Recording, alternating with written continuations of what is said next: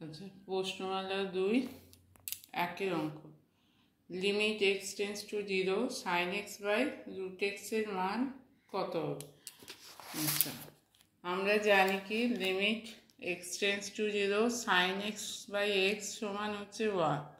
এখানে কিন্তু এক্স নেই, সাইন এক্স বাই এক্স সমান 1। তাহলে এখানে এক্সের জায়গায় আছে রুট এক্স। তাহলে আমরা প্রথমে রুট এক্সকে ধরে নেব ইউ। তাহলে এক্স যদি 0 হয় তাহলে ইউটাও 0 হবে, কারণ এক্সের জায়গায় 0 বসালে ইউ এর মান 0 হচ্ছে। তাহলে এক্স টেন্স টু 0 হলে ইউ এর মান 0 হচ্ছে। তাহলে এক্সটাকে চেঞ্জ করে আমি ইউ এর অপেক্ষকে নিয়ে আসবো। তাহলে limit x tends to 0 sine x by root x সমান হচ্ছে লিমিট ইউ টেন্স টু 0। আমি এক্স ইউ সমান ধরেছি রুট এক্স, তাহলে রুট এক্সের জায়গায় বসছে ইউ। তাহলে এক্স সমান কী হবে? এক্স সমান, এখানে ইউ সমান রুট এক্স হলে এক্স সমান কী হয়? ইউ এর স্কোয়ার। দুদিকে স্কোয়ার করলে রুট উঠে যায়। তাহলে এক্স সমান হচ্ছে ইউ এর স্কোয়ার। তাহলে limit u tends to 0 sine এক্সটা হয়ে যাচ্ছে সাইন ইউ এর স্কোয়ার বাই ইউ। আচ্ছা, এখানে আমাকে এই ফর্মুলায় আনতে হবে, মানে এখানে এক্স থাকলে এখানে এক্স থাকতে হবে।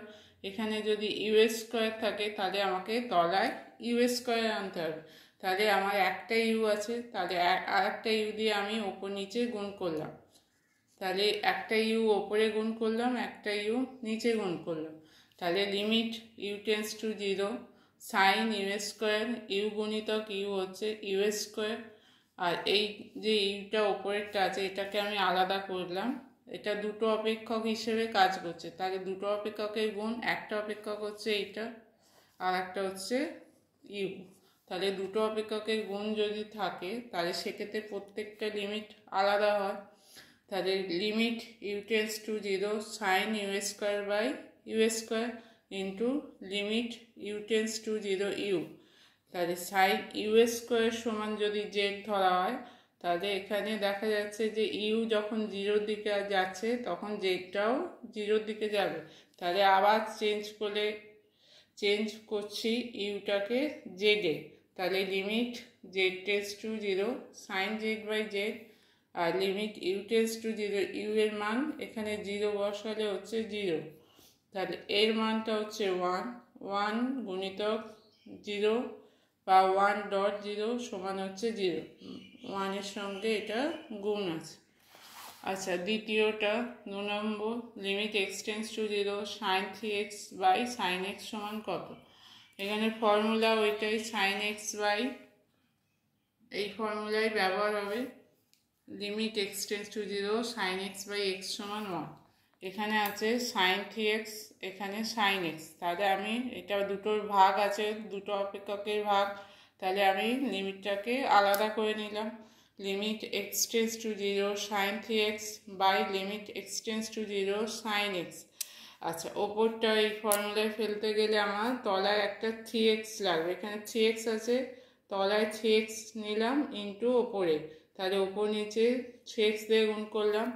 তলার অপেক্ষকটাকে ওই ফর্মুলায় ফেলতে গেলে আমার সাইন এক্স বাই এক্স গুণিতক এক্স, মানে ওপরে এক্স দিয়ে গুণ, তলায় এক্স দিয়ে গুণ। তাহলে এই যে এইটা হচ্ছে 3x আর এক্সটা কেটে যাবে, 3 হবে, 3টা ধ্রুবক পদ বাইরে চলে এলো।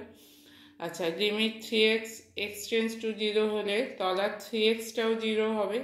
3x tends to 0 sine 3x by 3x limit x tends to 0 sine x by x সমান হচ্ছে 1। আচ্ছা, এই এক্সটা আর এই এক্সটা কেটে গিয়ে এখানে হচ্ছে 3টা বাইরে চলে এসছে 3 লিমিট। এবার 3x সমান ইউ ধরলে u tends to 0 sine u by u, আমি 3x এর জায়গায় ইউ লিখছি। তাহলে এইটা হয়ে যাবে 1 আর এইটা হচ্ছে 3। তাহলে 3 গুণিতক 1 সমান হচ্ছে 3।